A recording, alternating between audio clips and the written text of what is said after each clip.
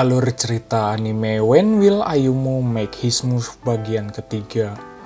Cerita berlanjut, Ayumu mengajak Urushi untuk pergi kencan pada Golden Week. Dia memintanya untuk menghabiskan waktu bersama. Urushi terlihat tampak riweuh saat diajak oleh Ayumu. Sementara itu, Sakurako dan Takeru sedang memikirkan untuk kencan bersama pada Golden Week. Dia memintanya untuk bobogohan bersama. Singkat waktu, Sakurako dan Takeru sedang looting rumput. Lalu, Sakurako pun curcol kalau dia tidak memiliki banyak teman karena pemalu. Dia juga mengungkapkan kalau dia merasa senang karena ada Takeru di sisinya. Setelah itu, Takeru menemukan daun semanggi saat akan berlari menuju Sakurako. Dia pun sampai labuh tikus rup dan hampir beradu jigong. Setelah itu, sore itu, mereka pun pulang dan membawa daun semanggi tersebut. Singkat waktu, Takeru dan Kagawa berlari apruk-aprukan. Sementara itu, Urushi bersama ketiga temannya tidak sengaja bertemu dan akan pergi berbelanja. Mereka bertiga rupanya akan membeli kue sebelum Golden Week berakhir. Akan tetapi, Urushi menegaskan kalau dia ingin bertemu dengan anggota klub Sogi yang lainnya. Akhirnya, Takeru dan Kagawa datang menemuinya walaupun terlambat. Setelah itu, mereka pun berkeliling bermain di tempat dingdong. Sehabis bermain, terlihat Urushi nyarari tuur akibat terlalu capek. Kemudian mereka pun bermain karambol. Urushi pun berpasangan dengan Ayumu. Bagi yang kalah harus membeli minuman berdemek. Setelah sibuk beradu mekanik dengan Kagawa dan Takeru, akhirnya Urushi dan Ayumu pun kalah. Sebelum kembali menemui Kagawa dan Takeru, sehabis membeli minuman berdemek, Urushi pun menyempatkan berfoto bersama Ayumu. Akhirnya mereka pun menemukan pose terbaiknya. Singkat waktu, pagi pun isuk. Urushi merasa senang karena hujan sudah reda. Rupanya dia lupa membawa payung saat berangkat pagi. Tiba-tiba ada truk lewat dan membanjur air ke Ayumu. Dia pun lalu pulang ke rumah Urushi dan mengganti pakaiannya. Kemudian Ayumu penasaran dengan babehnya, yang rupanya babehnya Urushi adalah seorang penulis. Saat akan menanyakan hobi babehnya, Urushi pun berusaha mengubah pembicaraan. Tiba-tiba babehnya datang. Dia pun heran dengan seorang laki-laki di sampingnya. Urushi dengan spontan mengatakan kalau dia adalah kabogohnya dan lari ngabret sedan-edannya. Rupanya mereka pergi ke sebuah kedai ramen. Ayumu pun menanyakan Abah di sana soal hubungan antara Urushi dengan kedua orang tuanya. Namun menurutnya baik-baik saja.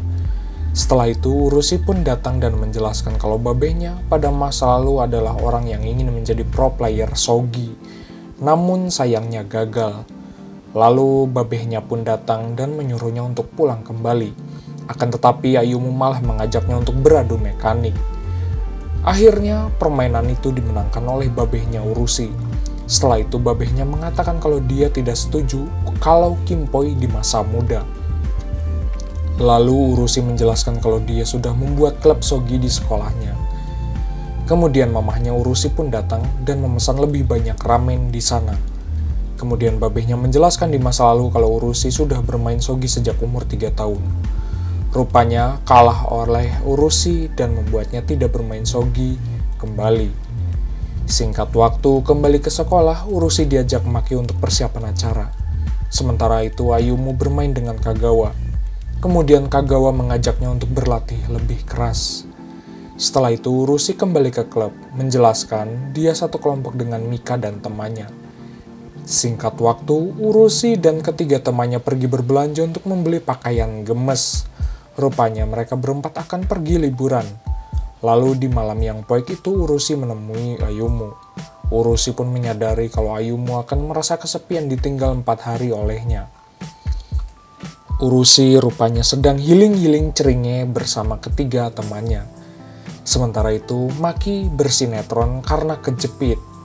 Dia curcol karena gunung kembarnya terlalu gede. Sementara itu, Ayumu diajak pulang oleh Takeru dan Sakurako. Akan tetapi, dia lebih memilih untuk bermain Sogi di klubnya dulu. Sementara itu, Urushi sedang bermain di Bonbin dan dia pun berusaha menyimpan jimat titipan Ayumu. Sementara itu di klub Sogi terlihat Takeru sampai asruk-asrukan karena lelah menunggu. Kemudian Urushi dan ketiga temannya sedang mandi besar.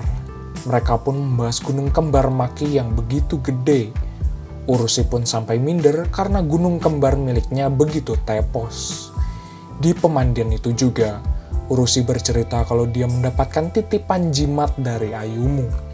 Singkat waktu, malam pun poek, Ayumu sedang berlatih bermain Sogi. Ayumu lalu menghubungi Kagawa dan Curcol karena kesepian tidak ada Urushi bersamanya. Setelah itu dia pun mencoba menghubungi Urushi saat akan bobo. Sore itu Urushi bersama ketiga temannya pergi ke sebuah kuil sebelum kembali ke sekolah. Hari demi hari dilewati. Kemudian mereka sebelum pulang, Urushi mengajak Maki bermain Sogi bersamanya. Kemudian Ayumu menghubungi dirinya dan bermain Sogi secara wireless. Sebelum Urushi cabut, mereka berempat pun menggunakan pakaian yukata dan memakan dorok-dok di sana. Akhirnya, waktu pun tiba. Di tengah malam yang poek itu, Ayumu menghubungi dirinya. Ayumu pun curcol kalau dia sangat begitu kangen sama Urushi. Setelah itu mereka berdua pun lanjut bermain Sogi secara wireless. Urushi lalu pulang berjalan apruk-aprukan bersama ketiga temannya. Urushi lalu berbelanja oleh-oleh ke sebuah toko bersama temannya. Akhirnya Urushi pun memberikan hiasan mainan bidak Sogi kepada anggota klub.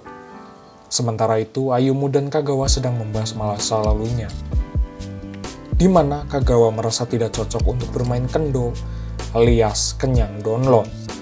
Di sisi lain Urushi pun menyadari kalau dia kehilangan jimat milik Ayumu.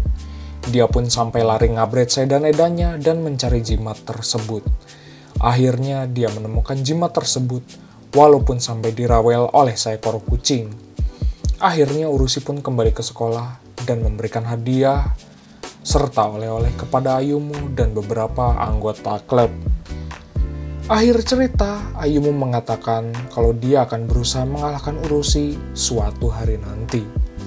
Anyway, cukup segini pembahasan ceritanya. Sampai jumpa di video berikutnya. Bye-bye.